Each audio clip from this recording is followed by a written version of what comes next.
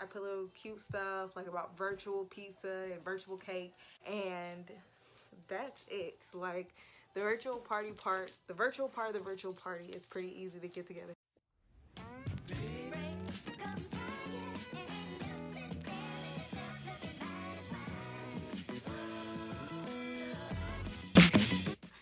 Okay, so hey y'all, this is me and probably Loyalty soon, coming with you guys our tips and what we did to plan this social distance birthday party for her. You guys, Loyalty is gonna be 2 in under a month, and here she is. You know, that's a big deal. Well, every birthday to me is a big deal. So even though we're not gonna have a physical gathering, we still wanted to do something nice for her and make sure she felt really special that day. So this is what my tricks are. One reason I wanted to make sure everything was fun, because since we're not going to be involving other people, like it's just her. It's just her and the people in the tea. No children. Hi. No one really put up. Hi. Hi. Yeah.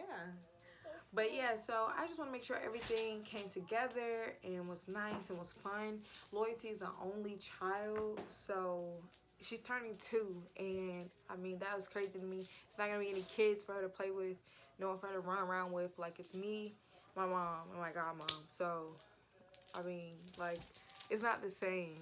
So to compensate for that, I want to make sure we had games and activities and fun things for her to do. So here's my steps and tricks.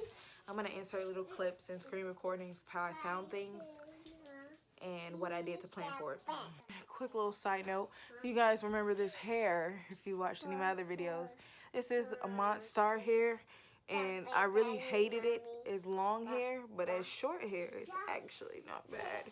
So if you would buy hair, I gave the recommendation I wouldn't really buy the hair long unless you need it for short term. But if you do decide to shop with them, Loyalty, this doesn't want me to be great. If you do decide to shop with them, get their short lengths, because the long length's not it. But obviously, short is winning the game. Either way though, so first thing we're planning a social distance party is the invitation. I actually used Canva to make the invitation, and I made an animated invitation, and I used PixArt. So I took a picture of Loyalty on PixArt and did a cutout, and I took a picture of Peppa Pig because she's having a Peppa Pig garden party, and I cut them out and then I transferred them to Canva so it can be animated. Okay, so a quick run through on that process.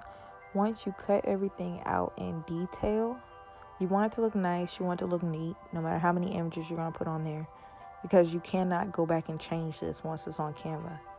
So you're going to fill in all your blanks and cut them out, and then you're going to save the image and then upload it to Canva. Okay, so now we're saved. Opening Canva. Canva, where are you? Okay, so we're going to go down to invitation. Pick one. This is just an example. It's not the one I actually use, but just so you guys get an idea. So once you're on the invitation, you're going to go to images, select however many you just cut out, and then you're going to place them on the invitation.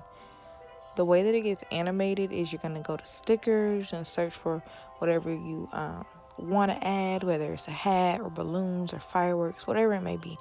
And then you're going to fit it down to however big or small you want it to be, and you're going to add it on there. So one thing I'm not going to show on camera is how to save this. You should be able to just save it directly from Canva. I had issues when I was originally making the invitation, and I actually ended up doing a screen recording of it. It kept putting a background back onto Loyalty and Peppa Pig. But if you don't have that issue, you should just be able to save it. If not, just do a screen recording. It's going to be just as cool when you send it.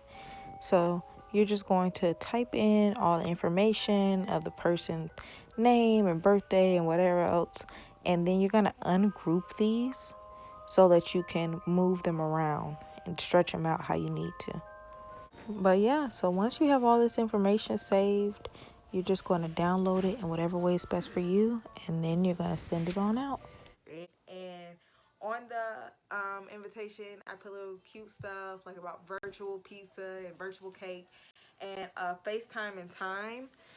That's important. If you're gonna do a virtual party, you want to make sure that you give time that you would like people to call you throughout the day.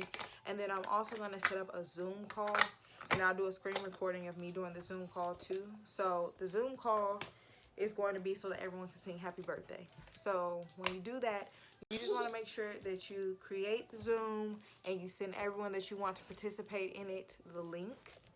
And that's it. Like the virtual party part, the virtual part of the virtual party is pretty easy to get together. Sorry, Loyalty is trying to touch this camera stand, and that's not gonna happen.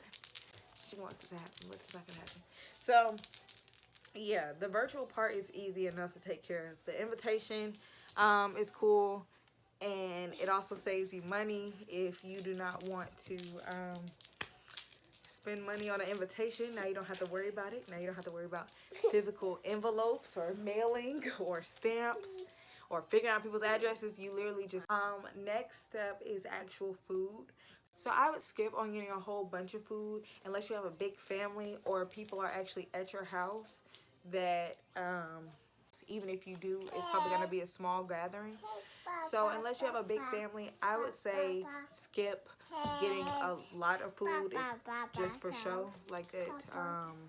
I would say if anything, maybe have snacks or something that the person likes. Loyalty's party is Peppa Pig themed. So snack wise, we literally are just focusing on this cake and some little Peppa Pig little snack arounds, just really for her mostly. I would say when you're doing a social distance party, the main thing to focus on is that it's only gonna be you.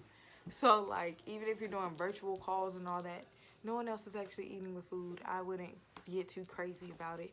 We're gonna have her the mud pudding, and I'm gonna make some little Peppa Pig cutouts look like they're jumping in it. So that is one thing, and then the cake. So we're gonna have that, and then we're going to have pizza, any food. I recommend just having it delivered in, and that's that. Like the food is not a big deal. Next thing, activities. So like I said, I want everything to be really entertaining for her, so I am making a felt board with activities for her to do on it, and I'm going to do little muddy puddles for her to jump in, and I'll be doing those from construction paper. So I'm actually going to have a separate video of the decorations and games I made, but that is just a couple of things. We're going to have a pool in the backyard, and so that'll be really fun. But I think one thing to keep in mind when you're planning this is the more activities you have, the better, because you want to overcompensate for the people not being there. So instead of people, you have activities. I would say anything you could think of, just write it down, and as long as it's inexpensive, or if you don't mind buying it, go ahead and get it. Why not? And that way, you know, the day will still feel fun. It won't feel empty because you will have been doing something the whole time. Next thing I want to say for a social distance party is decoration.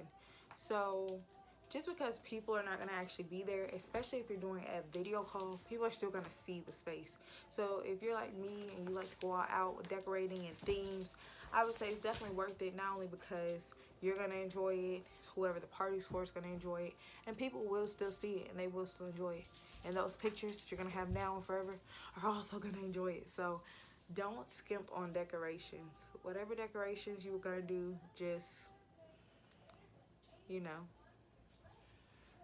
go for it. You should. It's the whole thing is about making that person feel special. So decorations, yes. And last thing for planning a social distance, oh, another thing. So another good thing about a social distance party is no party favors. You don't have to worry about buying prizes. You don't have to worry about buying the bags. You don't have to worry about the bags that people take with them when they leave, and thank you cards. All that's null and void. One thing to keep in mind when you are throwing a social distance party is if you expect people to send gifts, make sure you include that on the invitation to have them sent. And also make sure you include your address, and make sure you tell them what you want within 2 to 3 weeks in advance. So that way you want to allow time for shipping, especially if you want the things to arrive on time for the party. And that also goes for things for the actual party. If you're planning on throwing a social distance party, I advise starting to order things at least a month in advance, because especially now shipping on a lot of things is being delayed.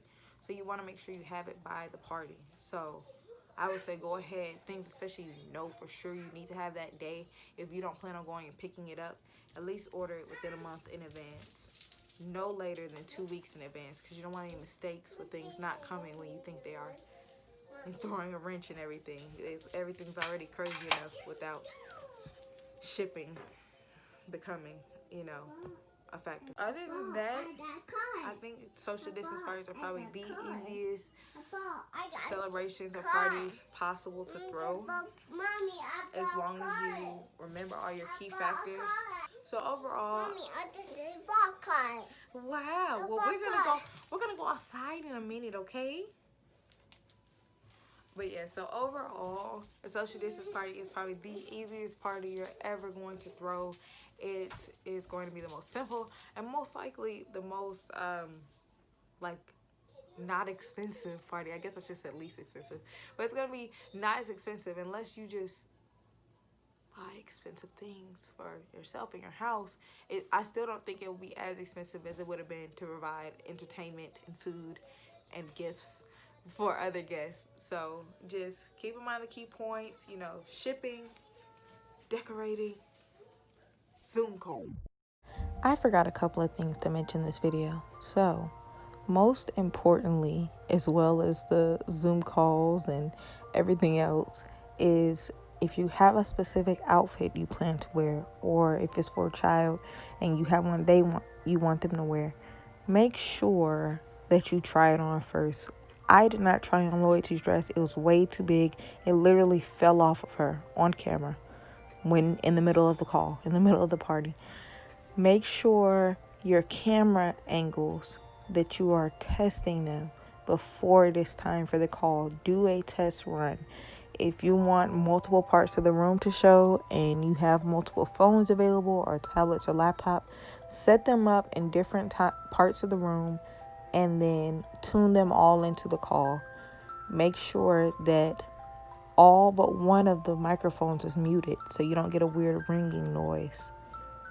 And that is it. I think those are the only ones.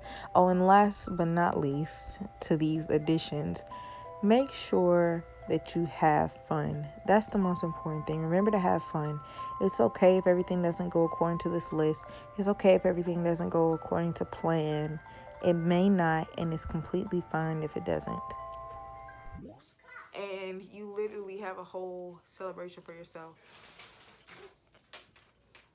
I also want to make sure I provide links, because I'm going to have videos of me how I made the felt board and maybe some other little DIYs for the party. I'm not sure yet, but I definitely will include all the links below for all of those.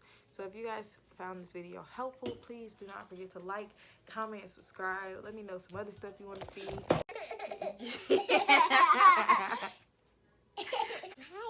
Hi. Muffin. But yeah, so let me know if you have any ideas you want to see me try, any ideas that you think would be fun, or any tips you have had with doing something like baby figure, where are you? Her name, how did you do? Okay, but yeah, so just let me know if you've tried this, if you've done this, some tips you may have for me, and if any of my tips were helpful to you. As always, do not forget to like, comment, and subscribe, and I will see you guys next time. Bye. Bye. Birthday to you. Happy birthday to you. Happy birthday, dear Loyalty. Happy birthday to you.